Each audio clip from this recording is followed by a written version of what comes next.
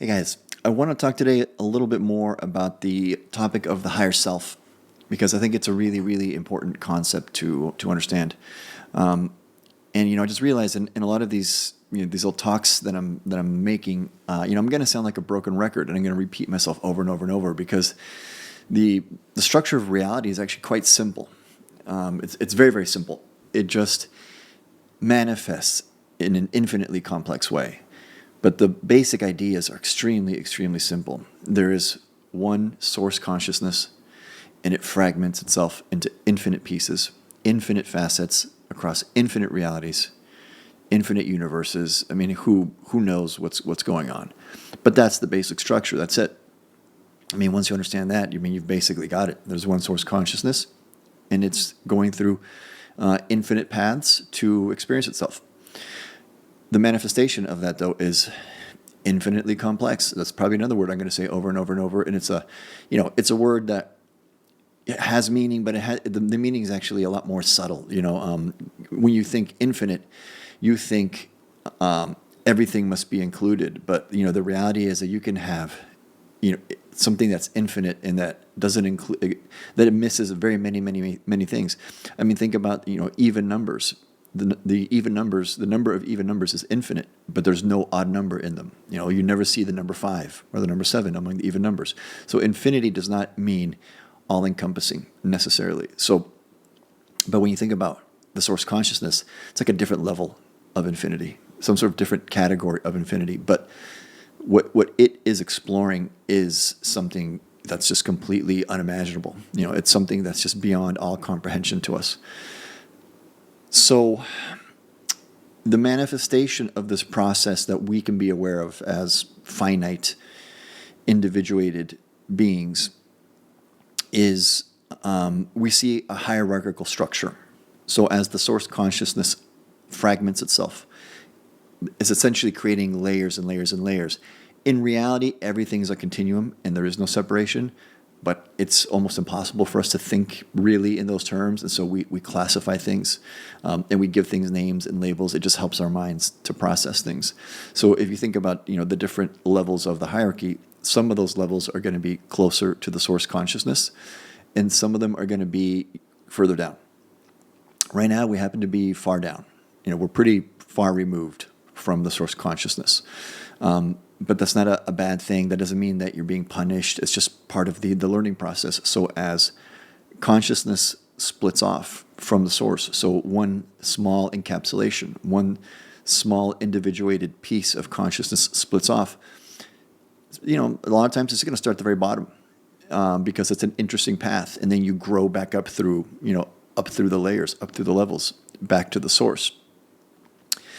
So for us, the way that we can perceive that is that the next immediate rung in the hierarchy is what we call the higher self. This is a concept that you'll find in Plato, in Plotinus, variations of this concept where they describe that your soul is always connected to the world soul and the all soul, and that there's after death, there's a reuniting of your soul with a greater soul.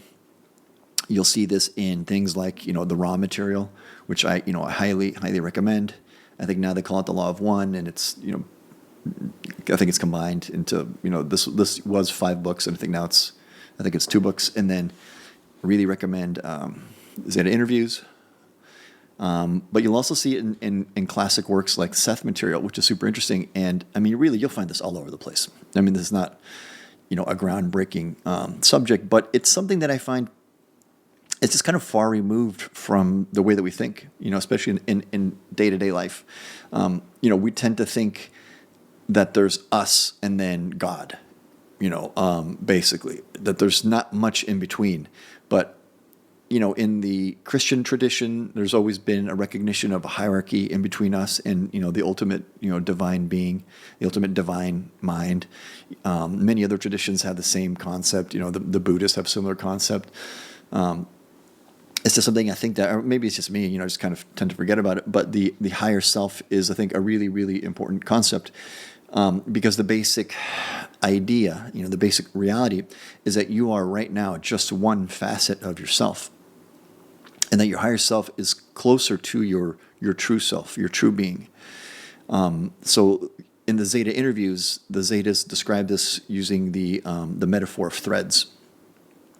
So you can just think of threads of consciousness emanating from the source consciousness, and the threads split and split and split and split, but the threads can intertwine, they can become one, they can separate again. And that is what your higher self is doing. It's projecting pieces of itself, it's extending its consciousness over and over and over into bodies, into many, many bodies on this planet. And who knows, depending on who you are and where you come from, maybe into other bodies. Maybe you've had experiences elsewhere, other planets, other dimensions. It's impossible from the outside for anyone to say. You'll have to find that out for yourself. But the higher self does this. It splits itself and it gathers experience. Through all these lives that it lives, it learns and learns and learns, and that helps it to expand and raise its own state of consciousness. And that's the basic thing that's going on right here. And that's basically what you're doing here, is you are, as the Zetas say, the filtering process for the higher self. That doesn't mean, again, it's not a negative thing. It's not that you're being used and you're some sort of slave, or you're some sort of, I don't know, being put into some arbitrary test or anything like that. No, this is a very important, you're like an explorer. You're fulfilling a very, very important role, which is to come into an incarnation, lose your memory, live life on a difficult planet in a difficult reality, go through many, many experiences. And all of those experiences ultimately flow back up to your true self, to your higher self. And then the higher self learns from that and can plan its future incarnations. Okay, it can think to itself, okay, what's next? What do I need to learn next? And what this provides to the source consciousness is, if you ask yourself, well, what does the source consciousness want? Like, why is it creating all these, different levels and different beings just to go back to itself? It seems like a little it's a little useless, right? I mean, like, if the source consciousness already is perfect, why project pieces of itself out into difficulty, into pain, into suffering, just to eventually circle back and come right back to where it started? It's like a lot of work just to end up right back at the starting point. Like, why bother? And I think the answer to that is because through this process of leaving from itself, going through all of this, and then coming back to itself, it's learning about itself, or it's experiencing itself. So, the source consciousness, properly speaking, does not create. It's experiencing itself. Everything already is, in one sense, created. Everything already is somehow existing in this infinity beyond infinities. It's just that the source consciousness chooses to separate itself, to forget who it is.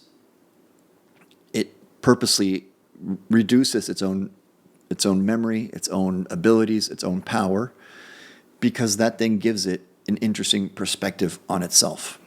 And through all of us, on this planet, on other planets, and Lord only knows what else is happening, it's giving itself infinite perspectives on itself. And then the experiences that you go through and that you live, when you reflect on them, you can see that they are only possible, and these emotions that you're feeling are only possible because of the particular way in which you are now constituted, the particular facts about the human race, your body, your physical body, your DNA, the way that your mind works. It all combines to create a very, very unique thing, which creates a very unique and a very beautiful perspective. And if you knew everything, and if you remembered everything, then there would be no point. There would be no experience. I think about it in a little more simple terms. Because I like video games. It's like playing a game when you have all the cheat codes. It just becomes a little bit worthless. There's no point to it. Part of what makes this experience so interesting is that it's so, it is difficult, and you don't know that much and you're quite limited, but then that creates this very interesting, I don't know, there's this sense of mystery. There's this, when you start to learn, it's just a very, very beautiful feeling.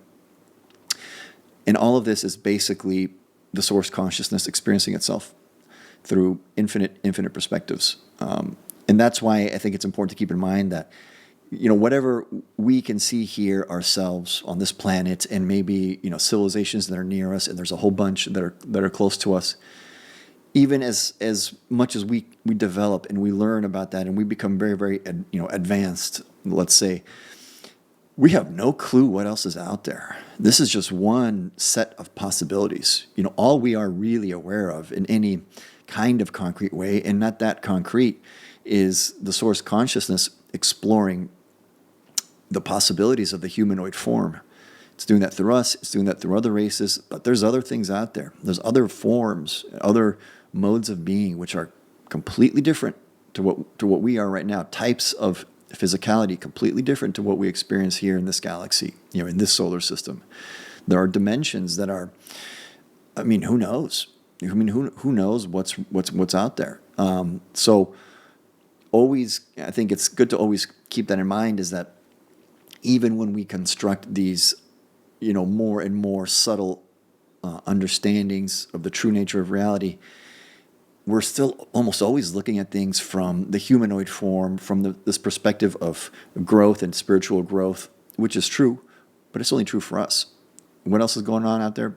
I don't know, but I sure would like to find out, and I think hopefully someday we will, and that's why you can even see if you read things like the Zeta interviews or the Ra material or things like that, that these civilizations, which from our perspective are extremely advanced, they will tell you that there's things that surprise them.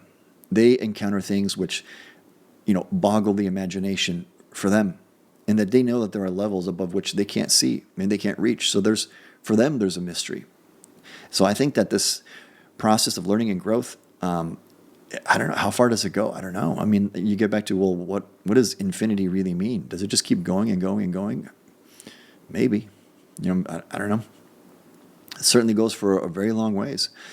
But getting back to just kind of like the concrete issues that, that we go through here as incarnated beings, I think you need to think of yourself more, as an explorer and as a learning tool. You are learning on behalf of your higher self, which is, a conglomerate personality made up of very many experiences that you've had, many lives that you've had. Not you as this current personality, but you as part of this greater personality, this greater totality of consciousness. And the higher self exists basically in a higher dimension. It's a higher frequency of consciousness. So it's, it has a higher vibration, let's say.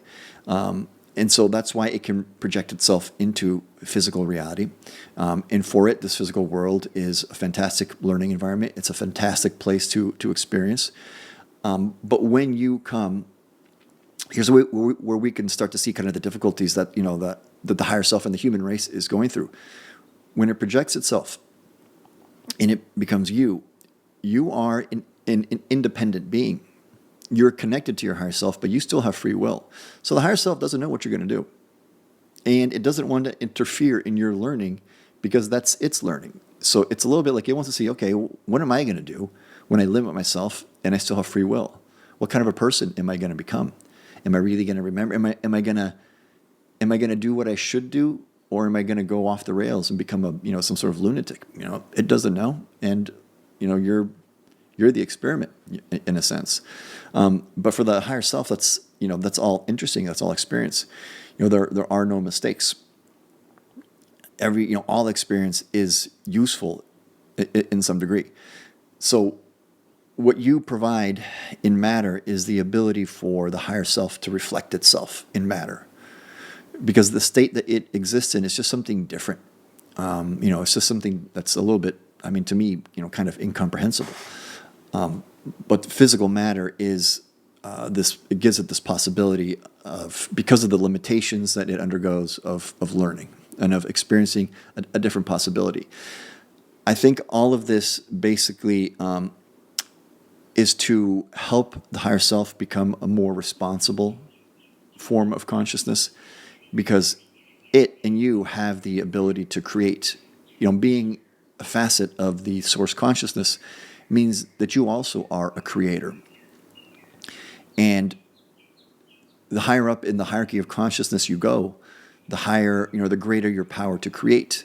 But you need to learn to use that responsibly.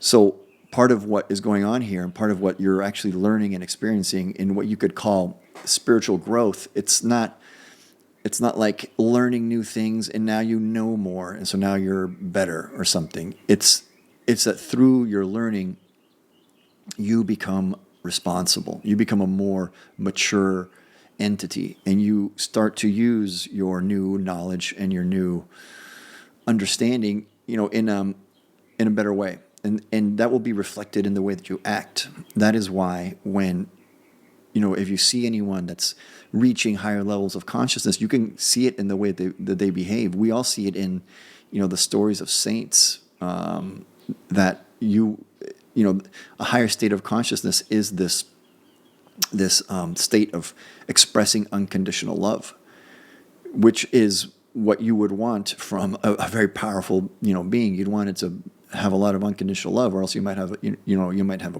a problem.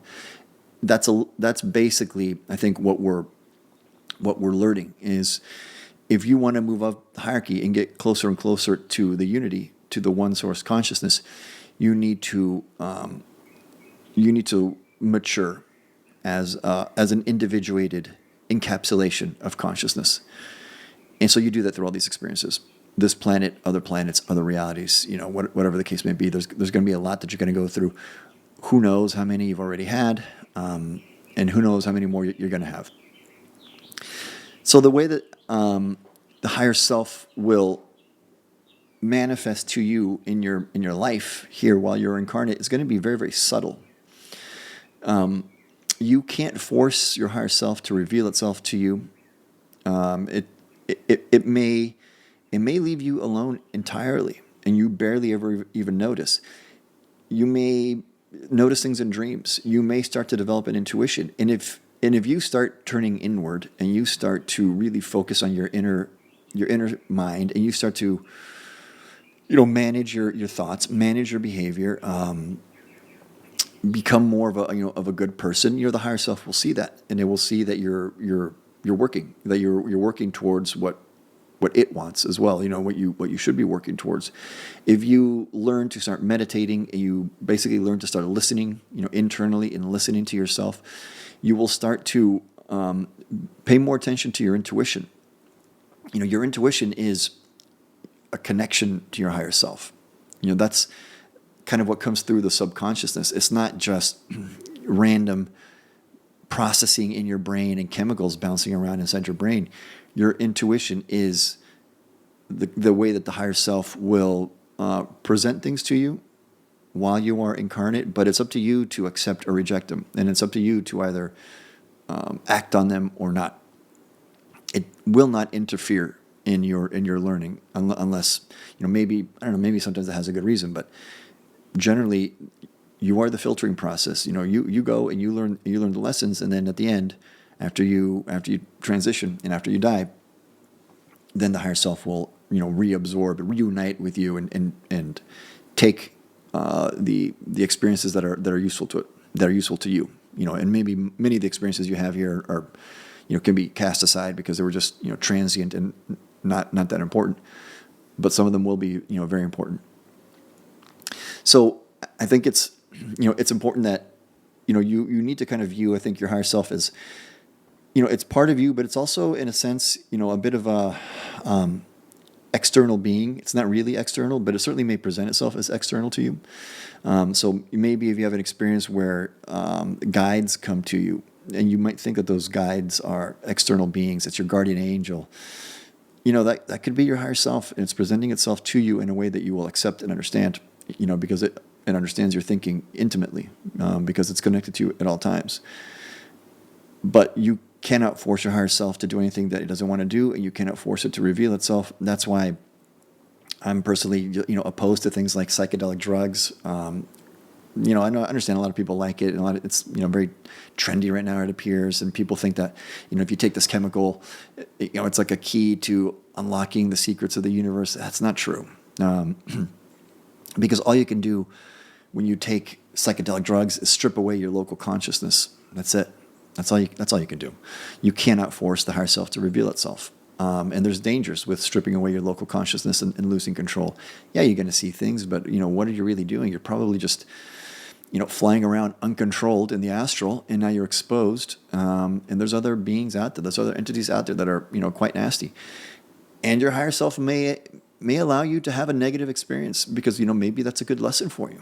So your higher self is looking out for you, but it's ultimately interested in learning. And maybe the learning you need to go through is pain. So, I would just urge caution, with everyone when, if people are experimenting with things like psychedelics, it's not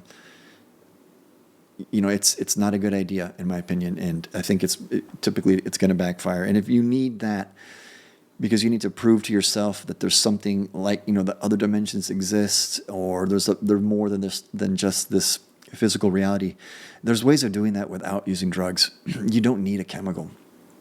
You can just do it yourself, but you've got to put in the work, and you've got to focus, and you've got to meditate, and you've got to start to turn inwards and contemplate, and you've got to learn to listen to yourself, listen to your intuition, start paying attention to your dreams.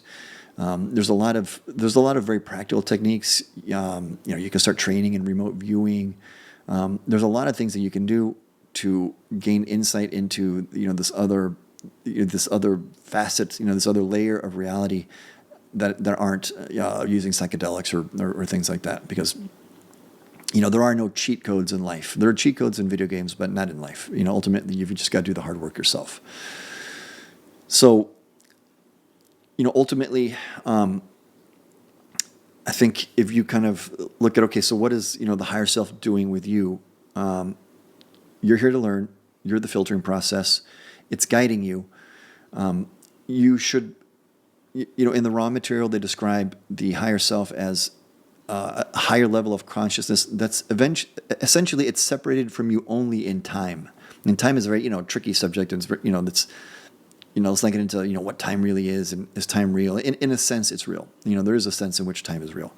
Not exactly the way that we think about it. Time is very fluid, and it appears you can move in and out of time and into different times and things like that. But, but the higher self is you at a further stage of development. So it's think about it as, in Ra uses the analogy of a map where the destination is known, but the path is unknown. So the higher self knows where you're going to get to eventually, but you're going to choose the way that you get there, and you're going to choose the path that you take. And it might provide some signposts, but you have free will. You might ignore it. If you're stubborn and hard-headed, you may just, you may come here, you lose your memory completely, and you get completely wrapped up in the illusion, and then you're off and running, and you're just doing whatever it is that you want to do, and you're, running around like a maniac. Hey, that's up to you. That's your decision. And the higher self will allow that. But the ultimate destination is known. Ultimately, you're going to move back up the hierarchy of consciousness. You're going to get closer and closer to source consciousness. You're going to grow. Growth, this type of spiritual growth, is an innate desire that everyone has. And it just comes from being separated from the source consciousness. You may ignore that desire for a very long time, but it's always there. And if you want to spend a very long time, many, many lives running around, on a planet like this, that's totally fine. There's no race. You can take as long as you want. I bet even if you're in the spirit realm and you don't want to incarnate, you don't have to incarnate. You can spend as long as you want up there as well. It's just, you're limiting your own growth. And at some point, that natural desire to reunite with the higher states of consciousness will surface. So that is what, a little bit of the meaning of, the destination is known as. You're going to get there sooner or later at some point. You're just going to, you decide the path that you take, how long you want to take. Do you want to take a more direct route, or do you want to take the scenic route? It's all experience for the source consciousness. It's all valuable. There are no mistakes. You can't do anything wrong.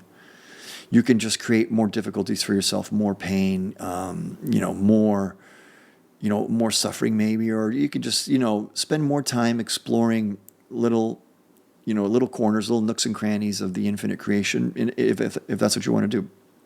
It's perfectly fine. There's absolutely nothing wrong with it.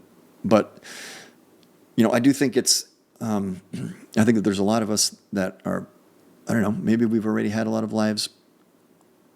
Certainly I've always had a sense ever since I was a teenager that there's just something, something's up. I just can't put my finger on it. There's something weird about this reality. I just knew there's something that, things aren't what they seem. I was just kind of born here randomly and I'm walking around Earth, this physical world. And it's like, I don't know, so something doesn't add up. And, I've got to go find out what's really going on. I think there's a lot of people like that now. There always have been, throughout history.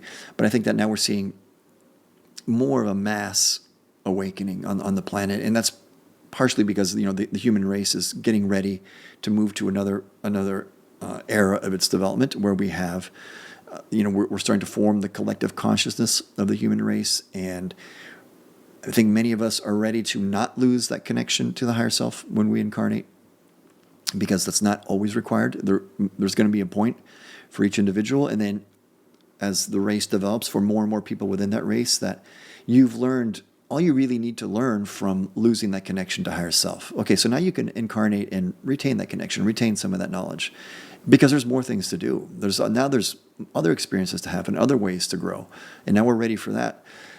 So I think that's, for me, it's really exciting to see that that's, maybe this is it finally. We're here, we're right on the edge. I think a lot of people have been sensing this for, at least going back a century. And a lot of people, I don't know, they like to make fun of things like maybe the spiritualist movement of the, Victorian era and the New Age movement. But I think that those people were just, they were just ahead of their time, and they were sensing, what's coming. And I think that now we're right on the edge, and it's here. And maybe what some of us are going to go through in the not too distant future is, as the collective consciousness forms, we'll start to develop a stronger connection with our higher selves now. While we're here, and then maybe the higher self will know, okay, and it's okay to begin to reveal myself more, because this facet of myself is ready. And as that happens more and more on the planet to more and more people, then I think that the very nature of being a human is going to change. We're going to feel that connection to each other, to our higher selves, to the broader human global mind, the collective consciousness. And that's going to help us to, I think, become a better race, to become more kind, more loving, more compassionate to each other. And those are the steps that we need to take as a race to start to reach the next levels of development. There's, again, if you think about infinite dimensions, infinite realities, dimensions within dimensions that are themselves infinite, there's just so much more to do. And it's not all going to be us, sitting around on this planet or developing cool technology and toys. Basically, we can fly around in spaceships. Yeah, that's cool. We're going to do that. But I mean, who knows what's out there once we start exploring all these, all the possibilities in different forms of existence, different modes of being. All the different dimensions and the layers of reality. I think it's going to be awesome. But we got to get to the next stage. And we've got to get through this stage that we're at now, where we forget and we lose our connection. And ultimately, like I said, it's very, very simple in the end. And all this stuff that I'm talking about is kind of like, it's a little bit esoteric and philosophical. It's not that important. For me, it helps. Honestly, if you just live your life, don't even worry about it, just be a good person, that's basically it too. You just basically nailed it. You don't need to have any sort of complicated understanding or sophisticated understanding. It doesn't matter. Just be a good person and it'll sort itself out, because the true nature of reality is quite simple.